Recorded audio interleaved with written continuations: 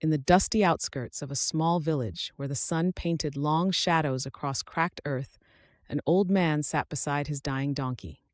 Tears rolled freely down his weathered cheeks as he stroked the animal's coarse gray fur.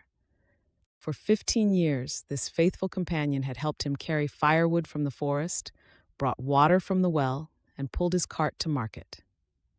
The donkey's breathing was labored now, each breath a struggle against time.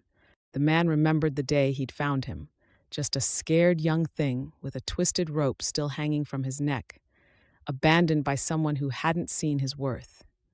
Together, they'd weathered storms, shared meals of dry hay and simple vegetables, and grown old under the same relentless sun.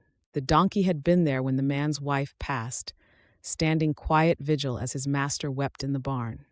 He'd been there when the man's children moved away to the city, leaving only memories and empty rooms behind. Now, as the afternoon light grew soft and golden, the man wiped his eyes with a trembling hand and began to sing.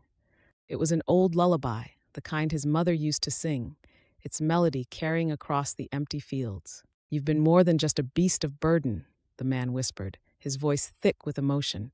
"You've been my friend, my family, my reason to wake up each morning."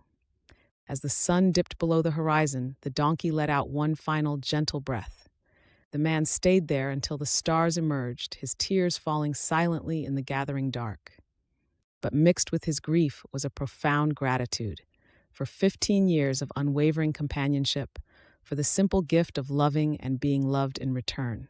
In the days that followed, villagers would sometimes see the old man walking alone along the dusty paths, and they'd whisper among themselves about the tears in his eyes. But what they couldn't see was the peace in his heart, knowing that some bonds transcend the boundaries between man and beast, between life and death, between sorrow and joy. And if you listened carefully on quiet evenings, you might hear him singing that same lullaby to the setting sun, honoring a friendship that had taught him the deepest truth of all.